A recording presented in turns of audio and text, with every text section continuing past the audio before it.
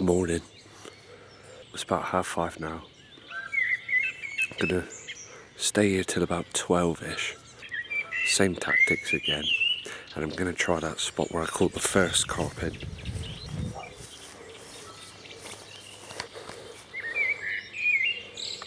Little cubby hole.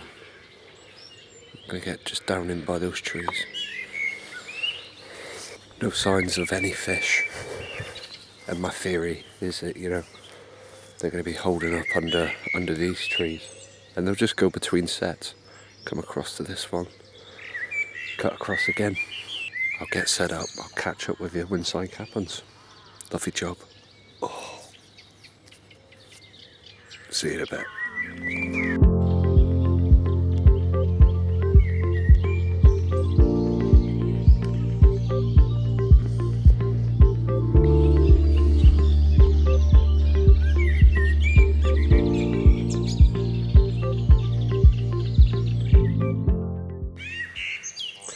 So, I've just cast the rod out there. I've just got the little rod holder, keeping the tip down low in the water so the line comes down low. And I'm pretty sure I've seen a carp on the other side there. The shadow of it, I was so quiet there. So hopefully I haven't spooked it, but I'm in now. I'm either gonna, for my eels, right? Let's get serious about eels.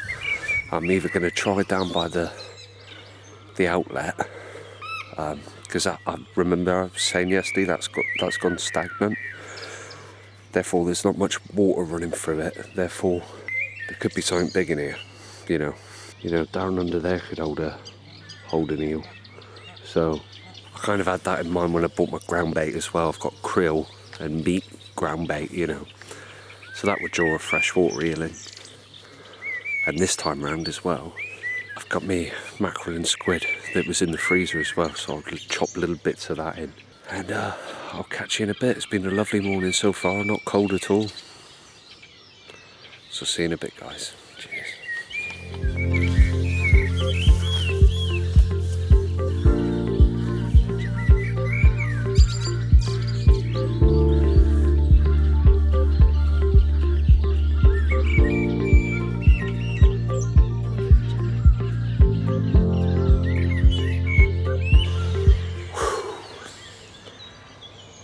Well, I moved spots because I was just down around here, and I've moved down into this little spot. And I was saying about the trees down here, but then I spotted some out there, which is the original spot I was in. I thought I won't move round because there was an actual fish down there, just down here. I seen him swirling, and I moved my deck chair just to have a look, and it just creaked once, and that was it. That fish was gone down the edge. It only creaked once, the chair, but so they're well spooky. But so I've waited for them to move off, which they have, and I've cast another one in, and I'm right next to,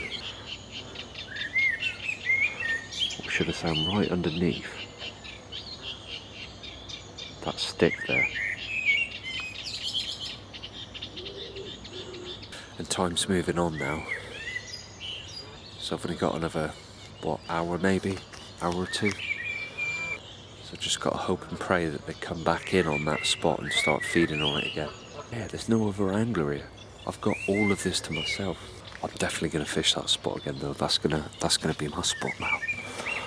I'll bait it up when I leave, and then I might come back here tonight. It's got everything really, because it's a path between two sets, so they're definitely going to be under here. There's always going to be carp under there, moving about through.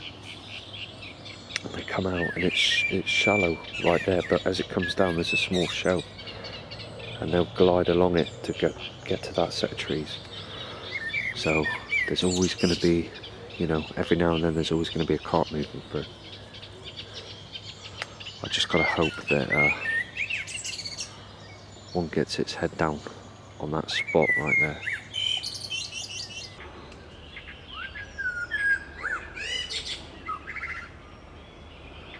This is what I'm bringing in. And I mean, before that it was a lot muckier as well. So it seems to be a fresh spot there, but yeah, it gets a lot muckier than that. That's why I've got stuff that can pop up slightly over it. Well, now I've given it long enough, nothing happening, spot ain't even getting touched now. I haven't seen any carp moving through, so I'm probably gonna head up to the lakes where I saw those 3 carp on the top. I brought some bread with me, so we'll try that. I'll meet you up there. Mate, this morning session has beaten me up today, no fish. So I just hope that I can hook one of those smaller ones on the top and give that the last hour there.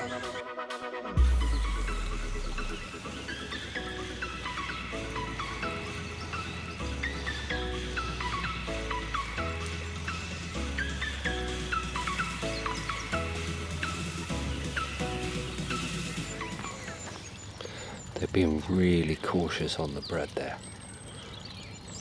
They're pulling it down first before they actually take it, and then letting it go, just to make sure that it's got no hook and line attached. But every now and then one messes up and just engulfs it, gets too greedy. And there's a bunch of lily pads down to my left, and that's where the majority of them are. There was one big one that took a load out in front. So I'll catch up with you if I get one. Cheers, guys.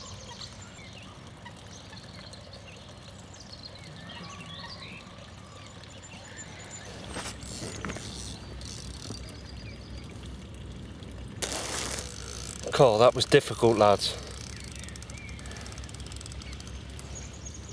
And I nearly lost him, he nearly took me in the weeds.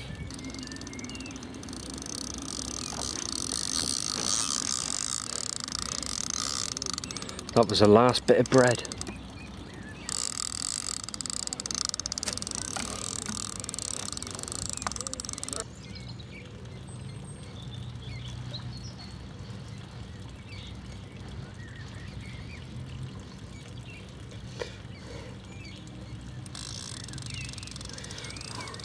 Yeah guys, that was the last bit of bread. I was just about to go home to Grandad. So, the morning session produced 1 fish. If I get it in the net.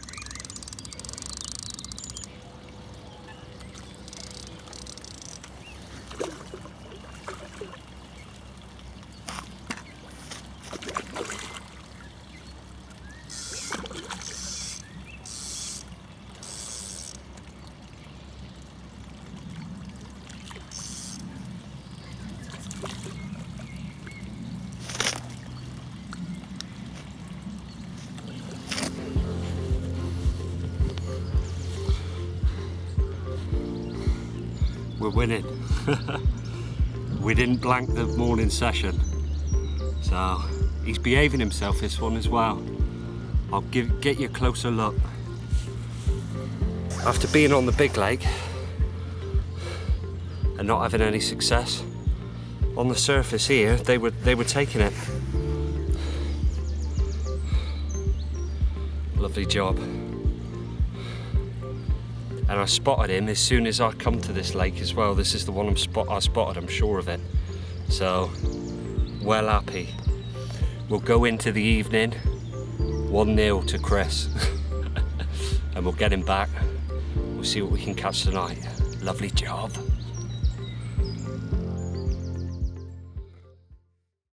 There we go guys, so I went Dawlish Warren with me Grandad.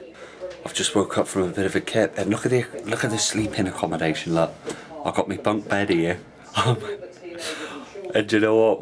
When I put it all on, I put my clothes on the bottom, and I went to get up on the top bunk. But I don't think it's stable enough for that. Very comfortable sleep. So I've just had 3 hours. I'm gonna go to the pub with Grandad and have a shandy. I'll probably go on the big lake. I'll take the sea fishing bait down this time, so we'll talk eels. And while we're talking eels, I'll try and catch carp. Then when it gets really dark, I'll try for one of them eels. How about that? But I've got to wake up first, so see you in a bit.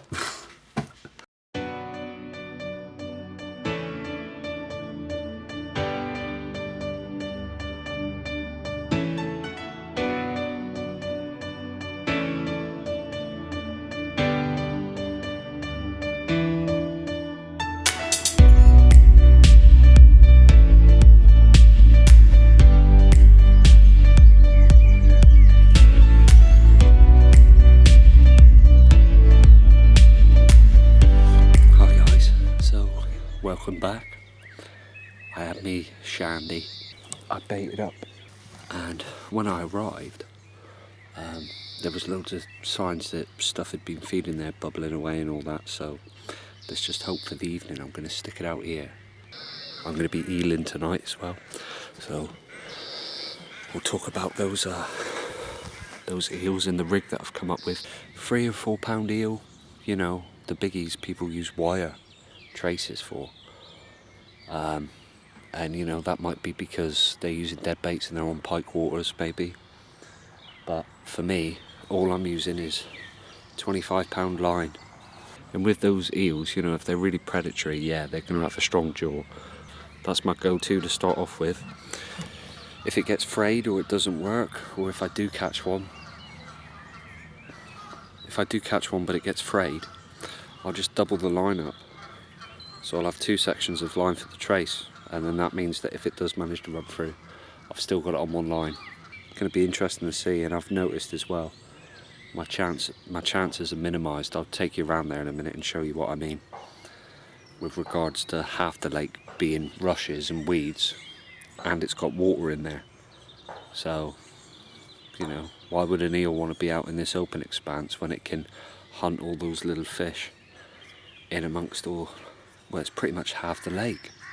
And I'll bait that up with, you know, little strips of mackerel. I've also got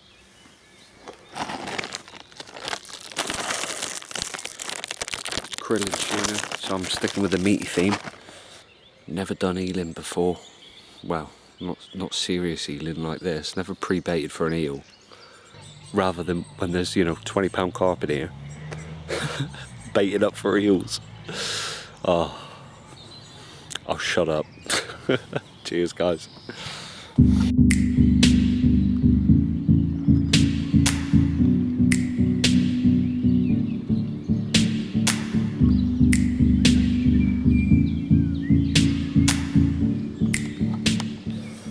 Guys, this is like torture.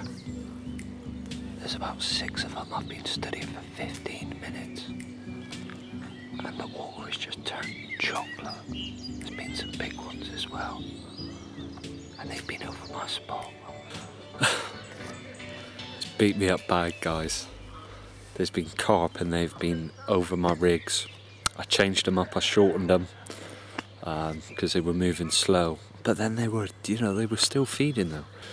There's been some people in the chalets, they've been like staring at me. What's he up to? But fishing, obviously.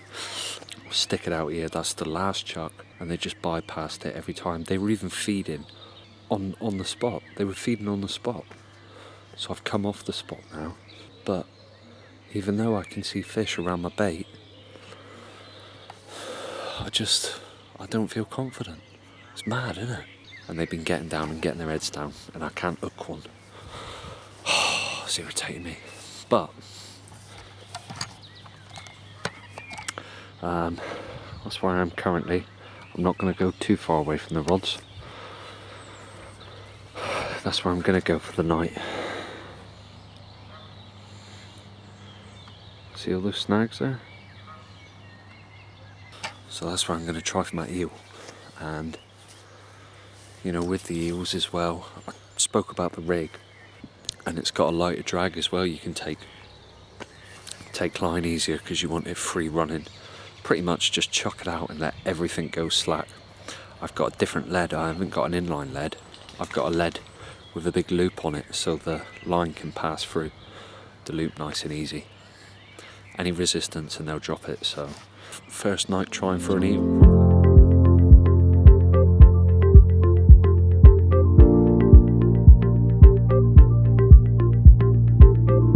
Audio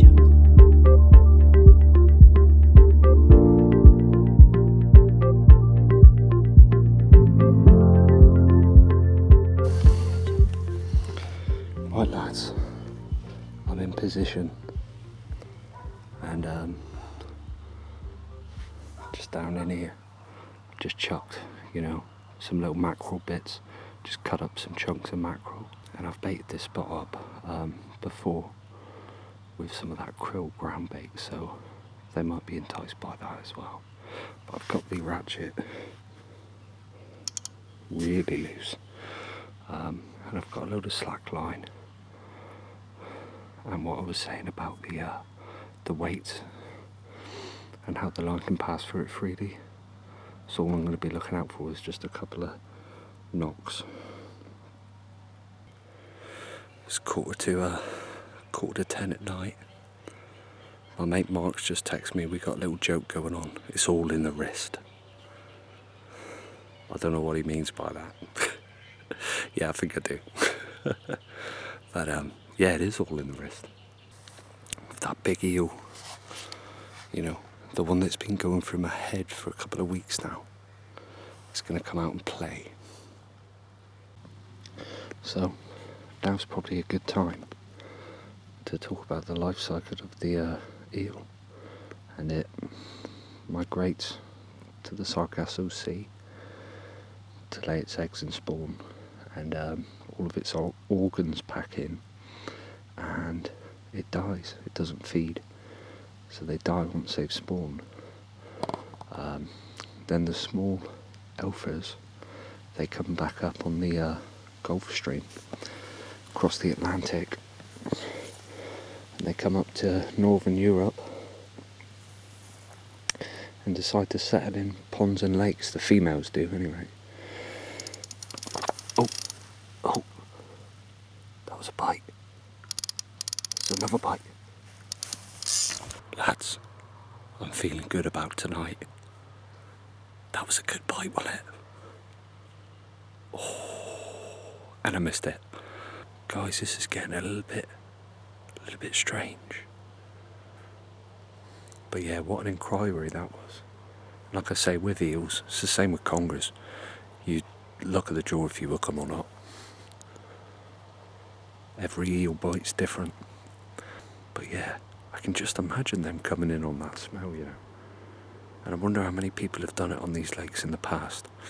And this is the thing, guys, you know, wherever you're watching this, if you've got lakes you know eels are in, or, you know, are near the sea, where they could get in, even if, you know, there's not an outlet that's running, even if there's not a river or stream running through your pond. If there was at one time, then there's an eel in there. And chances are, if there's no stream anymore, it's a big one. More people should do this, mate. This is, honestly, it's amazing. It's brilliant. I'm going to be doing this more. And I'm going to have to drag my mate Kev and Mark out.